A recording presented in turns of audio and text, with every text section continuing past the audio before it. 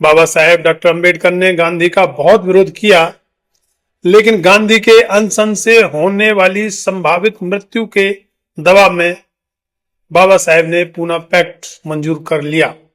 नतीजा, दलितों की सीटें तो बढ़ी, लेकिन अलग वोटिंग का हक छिन गया। ये तीर था समाज टूटने का डर। दोस्तों नमस्कार, रियल न्यूज चैनल में आपका हार्दिक स्वागत है। कल्पना कीजिए, आप एक सीढ़ी पर चढ़ने की कोशिश कर रहे हैं, लेकिन हर कदम पर कोई चिल्लाता है, रुको, इससे समाज टूट जाएगा। ये चीख सिर्फ डरावनी कहानी नहीं, बल्कि हमारी हकीकत है। आज के वीडियो में हम बात करेंगे उस पुराने तीर की जो सवर्णों ने हर बार बहुजनों पर चलाया जब बहुजनों या महिलाओं ने आगे बढ़ने की हिम्मत दिखाई। 1932 के कम्युनल अवार्ड से लेकर आज के यूजीसी नियमों तक ये तीर कैसे चला और क्यों। आज भी बहुजन 85% आबादी होने के बावजूद सिर्फ 27% जगह पाते हैं। इस वीडियो का सफर तथ्यों, इतिहास और संघर्ष से भरा पड़ा है। अगर आप तैयार हैं तो लाइक बटन दबाएं और चलिए शुरू करते हैं। तीर की पहचान। दोस्तों, समाज टूट जाएगा, ये सिर्फ 3 शब्द नहीं, बल्कि सवर्णों का एक हथियार है। ये वो तीर है जो सदियों से बहुजनों के सपनों को भेदता आ रहा है, और इसका बहुजन के अधिकारों को भेदना अब भी जारी है।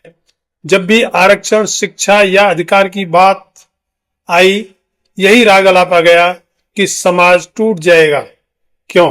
क्योंकि ये तीर डर फैलाता है, एकता का भ्रम तोड़ता है और सवर्णों की सत्ता को बरकरार रखता है। आज हम देखेंगे इसके कुछ ऐतिहासिक उदाहरण। 1848 से यूजीसी नियमों तक, वर्तमान हकीकत, हायर जुडिशरी, मीडिया, आईएएस और संसद में बहुजन कहां हैं और कितने हैं, और अंत में ये तीर कैसे तोड़ें। यह वीडियो तथ्यों पर आधारित है, संसद की रिपोर्ट्स, सरकारी डेटा और इतिहासकारों के संदर्भों से। तो सीट बेल्ट बांध लीजिए, क्योंकि ये सफर इमोशनल भी होगा और क्रांतिकारी भी। पहला तीर, 1932 का कम्युनल अवार्ड। चलिए शुरू करते हैं 1932 से। ब्रिटिश सरकार ने कम्युनल अवार्ड घोषित किया, दलितों को अलग निर्वाचन क्षेत्र। बाबा साहेब डॉक्टर अंबेडकर ने उसका स्वागत किया, क्योंकि ये बहुजनों को राजनीतिक ताकत देता। लेकिन क्या हुआ? महात्मा गांधी ने यरवदा जेल में अनशन शुरू कर दिया इसके खिलाफ। क्यों? क्योंकि उनका वही चिरस्थायी तर्क कि इससे हिंदू समाज टूट जाएगा। दोस्तों, गांधी जी ने कहा कि अलग निर्वाचन से हिंदू एकता बिखर जाएगी। बाबा साहेब डॉक्टर अंबेडकर ने गांधी का बहुत विरोध किया, लेकिन गांधी के अनशन से होने वाली संभावित मृत्यु के दबाव में बाबा साहेब ने पूना पैक्ट मंजूर कर लिया। नतीजा, दलितों की सीटें तो बढ़ी, लेकिन अलग वोटिंग का हक छिन गया। ये तीर था समाज टूटने का डर। लेकिन सवाल ये, क्या समाज टूटा? नहीं, बल्कि ये देश, समाज और मजबूत हुआ। तथ्य यह है कि ब्रिटिश दस्तावेजों के मुताबिक कम्युनल अवार्ड ने 71 सीटें दलितों को दी, मगर उसके साथ यह भी दिया कि उन सीटों पर अपना उम्मीदवार सिर्फ दलित चुनेंगे, जिस पर गांधी आमरण अनशन पर बैठ गए, जो अनशन 20 सितंबर से 26 सितंबर तक चला, और कम्युनल अवार्ड के बदले दलितों को पूना पैक्ट पकड़ा दिया गया। आज भी ये उदाहरण हमें सिखाता है कि कैसे डर का इस्तेमाल एकता का नाम लेकर बहुजनों को पीछे धकेल दिया। क्या आपको लगता है समाज टूटा था? इसके बारे में कमेंट करें और बताएं। दूसरी बात, फूले दंपत्ति और शिक्षा का विद्रोह। अब 1848 में पीछे चलते हैं। ज्योतिराव फूले और सावित्रीबाई फूले ने पुणे में पहला लड़कियों का स्कूल खोला। शूद्रों और अतिशूद्रों के बच्चों को पढ़ाने का सपना, लेकिन उसका भी विरोध। ब्राह्मणों ने कहा, ये धर्म भ्रष्ट करेगा, समाज टूट जाएगा। सावित्रीबाई के ऊपर कीचड़ फेंका गया, गोबर पत्थर फेंके गए। महात्मा ज्योतिबा फूले जी ने गुलामगिरी में लिखा, शिक्षा ही आजादी है। लेकिन समाज के ठेकेदारों ने डराया कि लड़कियां पढ़ेंगी तो परिवार बर्बाद हो जाएंगे, जातियां मिट जाएंगी, समाज टूट जाएगा। इसका नतीजा स्कूल बंद करने की कोशिशें हुई, लेकिन फूले नहीं रुके। आज महाराष्ट्र में लाखों लड़कियां पढ़ती हैं। तथ्य यह है कि फूले जी का स्कूल सिर्फ 9 लड़कियों से शुरू हुआ था, लेकिन 1851 तक आते आते वे 17 स्कूल खोल चुके थे। ये तीर शिक्षा के खिलाफ चला, लेकिन समाज टूटा नहीं, बहुजन जागरण की शुरुआत हुई। दोस्तों, सोचिए अगर ज्योतिबा फूले और सावित्रीबाई फूले उस समय रुक गए होते तो आज हम कहां होते। तीसरा मौका, हिंदू कोड बिल और महिलाओं का हक। आजादी के ठीक बाद बाबा साहेब डॉक्टर अंबेडकर ने संसद में बतौर कानून मंत्री हिंदू कोड बिल पेश किया। महिलाओं को संपत्ति, तलाक और उत्तराधिकार का हक। लेकिन उसका भी विरोध। रूढ़िवादी हिंदुओं ने चिल्लाया, ये परिवार तोड़ देगा, समाज टूट जाएगा। प्रधानमंत्री जवाहरलाल नेहरू तक उनके दबाव में आ गए, और जब वह बिल संसद से पास ना कराकर उसको नेहरू ने वापस ले लिया, तो एक तो नेहरू ने पिछड़े वर्गों की पहचान के लिए संविधान के आर्टिकल 340 के अनुसार कमेटी नहीं बनाई, और दूसरे हिंदू कोड बिल को संसद में वापस ले लिया, तो बाबा साहेब ने कानून मंत्री पद से इस्तीफा दे दिया। कभी आपने सुना है कि किसी सवर्ण नेता ने जनहित के कामों को ना होने पर कभी कोई इस्तीफा दिया हो? खैर, बिल पर वापस आते हैं। बिल में क्या था? बेटी को अपने पिता की संपत्ति में बराबर का हिस्सा, विधवा का पुनर्विवाह और उत्तराधिकार। लेकिन तीर चला हिंदू धर्म खतरे में। नतीजा, बिल टुकड़ों में पास हुआ, जैसे Hindu marriage act, Hindu succession act आदि, वो भी 1955-56 में। लेकिन बाबा साहेब अम्बेडकर का सपना अधूरा रहा। तथ्य, संसदीय डिबेट्स में 100 से ज्यादा सांसदों ने उस बिल का विरोध यह कहते हुए किया कि यह पाश्चात्य संस्कृति है। आज भी संपत्ति में महिलाओं को कम हिस्सा मिल रहा है। यह तीर महिलाओं और बहुजनों दोनों को निशाना बनाता रहा। क्या परिवार टूटा या मजबूत हुआ? चौथा तीर, SC/ST एक्ट और न्याय की लड़ाई। 1989 में SC/ST prevention of atrocities act आया, अत्याचार रोकने के लिए सख्त कानून। लेकिन विरोध किया गया कि दुरुपयोग होगा, समाज टूट जाएगा। सवर्ण जातियों ने कहा कि यह बदला लेने का हथियार बनेगा।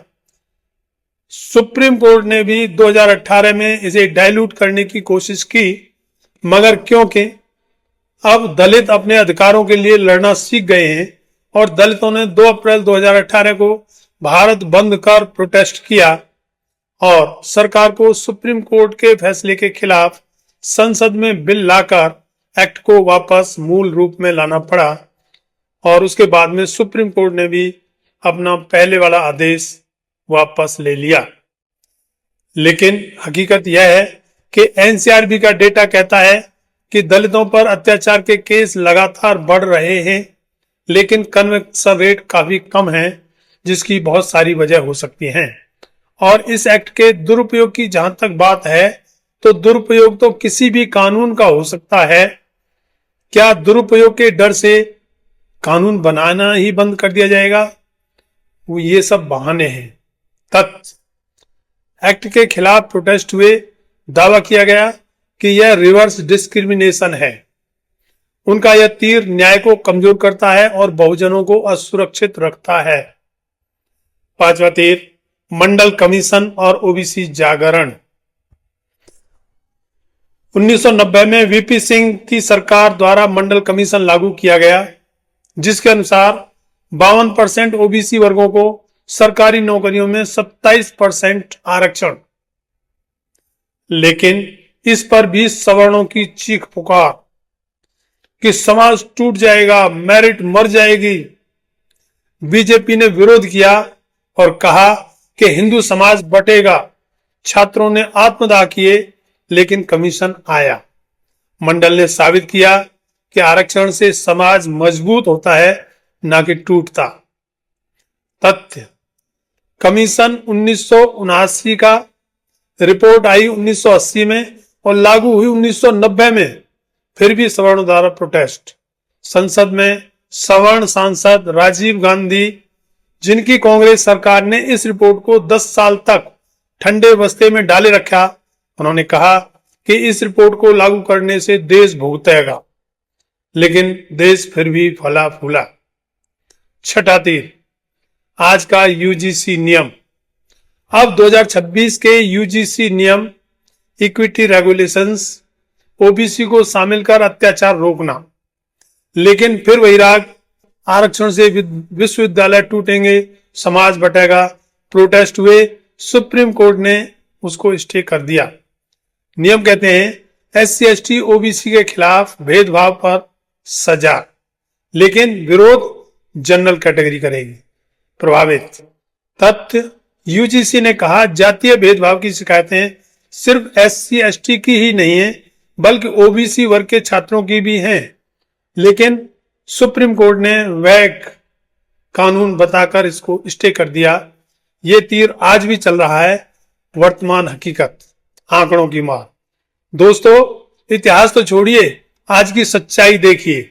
संसद की रिपोर्ट कहती है हायर जुडिशरी में 85% बहुजन आबादी को 27% प्रतिनिधित्व और 15% आबादी को 73% प्रतिनिधित्व हायर जुडिशरी में है।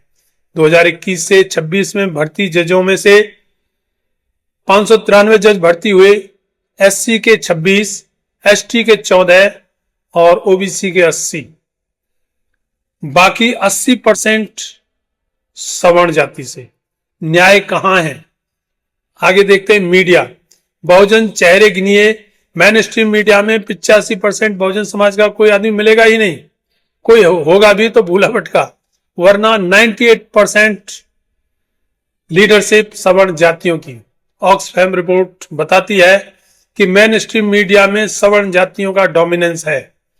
संसद में पेश रिपोर्ट के अनुसार आईएएस में 90% सवर्णों के लिए पद हैं या सवर्ण पदों पर बैठे हुए हैं, और एससी एसटी ओबीसी के कुल 8 से 10% उम्मीदवार हैं। जबकि होने कितने चाहिए? 15% एससी, 7.5% एसटी और 27% ओबीसी। इतने तो होने ही चाहिए, बाकी जो जनरल में चले जाते हैं वो अलग।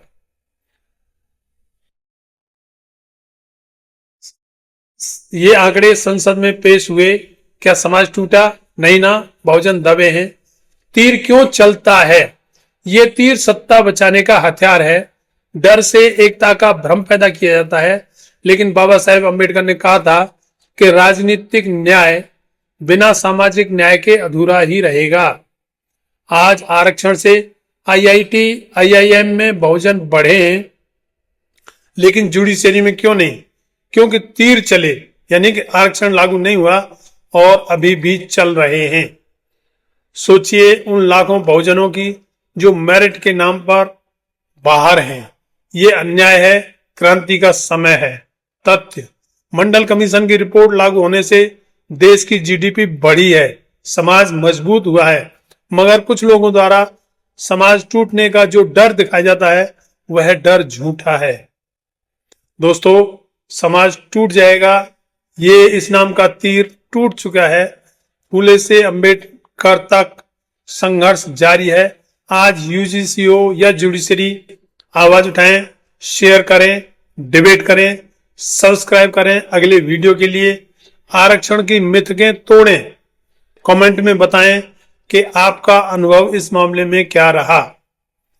धन्यवाद। जय भीम, जय भारत, जय संविधान।